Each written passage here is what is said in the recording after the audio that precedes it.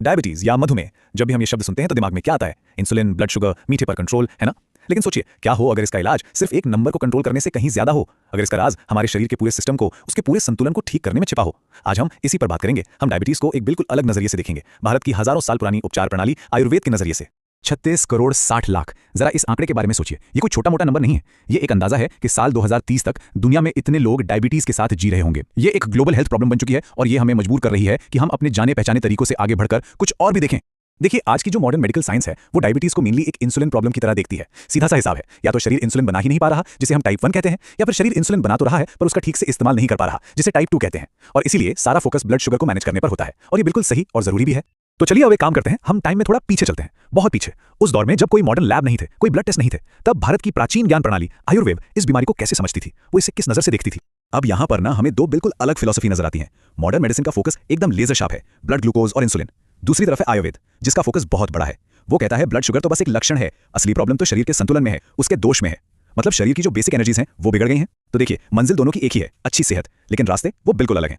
ये बात हजारों साल पुरानी है। उस जमाने के जो वैद्य थे उन्होंने एक बड़ी अजीब चीज नोटिस की। उन्होंने देखा कि कुछ लोगों के यूरिन के पास चींटियां जमा हो रही हैं, और यहीं से उन्होंने इसे नाम दिया मधुमेह, यानी मीठा मूत्र। आयुर्वेद में ये प्रमेह नाम की एक बड़ी कैटेगरी का हिस्सा है, जो असल में शरीर के लिक्विड मेटाबॉलिज्म से जुड़ा है। तो ठीक है, सवाल ये उठता है कि आयुर्वेद इसका इलाज करता कैसे है। ये सिर्फ कोई एक गोली या जड़ी बूटी दे देने वाली बात नहीं है। ये एक पूरा होलिस्टिक प्लान है। इसमें आपका खाना पीना, आपकी पूरी लाइफस्टाइल, सब कुछ शामिल है। और यहीं पर आयुर्वेद की सबसे खास बात सामने आती है। इसका इलाज ऐसा नहीं है कि एक ही दवा सबको दी नहीं, ये हर इंसान के लिए अलग होता है, बिल्कुल पर्सनल। तो फिर ये तय कैसे होता है कि किसके लिए क्या सही है? आयुर्वेद के जो वैद्य होते हैं वो दो मेन चीजें देखते हैं। पहली है प्रकृति, मतलब किसी इंसान का बेसिक बॉडी टाइप क्या है, उसका एक तरह से कुदरती ब्लूप्रिंट क्या है। और दूसरी चीज है विकृति, यानी आज के दिन इस वक्त शरीर में गड़बड़ क्या चल रही है, क्या बिगड़ा हुआ है। बस इन दोनों को समझकर ही एक एकदम tailor made personal treatment plan तैयार किया जाता है।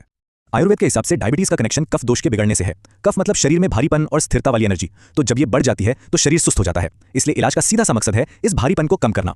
कैसे? मीठे और खट्टे स्वाद से दूर रहकर और कड़वी कसैली चीजों को डाइट में शामिल करके। यही वजह है कि जौ और बाजरा जैसे हल्के अनाज खाने को कहा जाता है और गेहूं चावल जैसे भारी अनाजों से बचने की सलाह दी जाती है।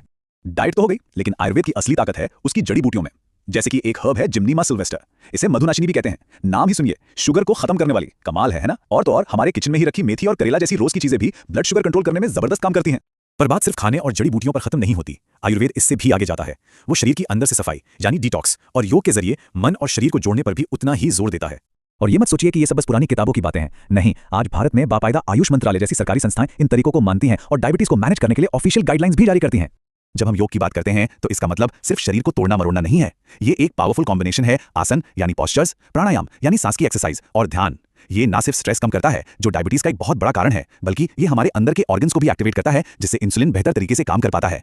फिर आता है पंचकर्म। ये आयुर्वेद की सबसे डीप क्लींजिंग थेरेपी है। इसका मकसद है शरीर से आम को बाहर निकालना। आम मतलब वो चिपचिपे टॉक्सिन्स जो खराब डाइजेशन की वजह से शरीर में जमा हो जाते हैं। इसे आप ऐसा समझ सकते हैं जैसे शरीर के पूरे सिस्टम को रीसेट करना। इससे मेटाबॉलिज्म सुधरता है और स्ट्रेस भी कम होता है।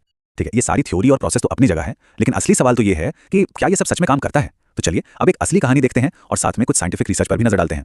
मिलिए गाय, वे कौन से? गाय diabetes, high cholesterol, high blood pressure, इन सब से जूझ रहे थे। हालत ये थी कि उन्हें दिन में 110 यूनिट इंसुलिन लेना पड़ता था। फिर एक दिन उन्हें लगा कि वो सिर्फ लक्षणों को दबा रहे हैं, बीमारी की जड़ तक नहीं पहुंच पा रहे। और इसी सोच के साथ उन्होंने आयुर्वेद का दरवाजा खटखटाया और जो रिजल्ट्स आए वो सच में हैरान करने वाले थे। आप सोचिए, सिर्फ एक हफ्ते के अंदर उनकी इंसुलिन की जरूरत 110 यूनिट से घटकर सिर्फ 10 से 20 यूनिट रह गई। सिर्फ एक हफ्ता। यही नहीं, उन्होंने 12 किलो वजन कम किया और उनका ब्लड प्रेशर भी नॉर्मल हो गया। ये एक कमाल का ट्रांसफॉर्मेशन था। 5.7, बस 9 महीने बाद उनका HbA1c लेवल ये था। ये लेवल 11.2 के खतरनाक आंकड़े से गिरकर एक एकदम हेल्दी रेंज में आ गया था। ये सिर्फ लक्षणों को मैनेज करना नहीं था, ये उनके हेल्थ में आया एक फंडामेंटल, एक बुनियादी सुधार था। गाय की कहानी तो वाकई प्रेरणा देती है, लेकिन ये कोई एक अकेला केस नहीं है। हाल ही में 2024 के एक साइंटिफिक स्टडी में भी यही बात सामने आई। स्टडी ने पाया कि जब मॉडर्न मेडिकल ट्रीटमेंट के साथ आयुर्वेदिक डाइट, हर्ब्स और योग को मिलाया गया तो रिजल्ट्स बहुत अच्छे आए, वो भी बिना किसी खास साइड इफेक्ट के। ये दिखाता है कि इन दोनों सिस्टम्स को साथ लाने में कितना दम है। और आखिर में यही आयुर्वेद का सार है। उसका फोकस सिर्फ ब्लड शुगर के एक नंबर पर नहीं है, उसका फोकस पूरे इंसान पर है। ये एक ऐसा सिस्टम है जो शरीर, मन और आपकी डाइट, इन तीनों को एक साथ लेकर चलता है। तो ये पूरी चर्चा हमें एक बहुत बड़े सवाल पर लाकर छोड़ देती है। क्या हेल्थ का भविष्य इसी में है कि हम हजारों साल पुराने ज्ञान को आज की मॉडर्न साइंस के साथ जोड़ दें? क्या इन दोनों पावरफुल सिस्टम्स को मिलाकर हम डायबिटीज जैसी बीमारियों से लड़ने के बेहतर और ज्यादा पर्सनल तरीके ढूंढ सकते हैं? ये यकीनन सोचने वाली बात है।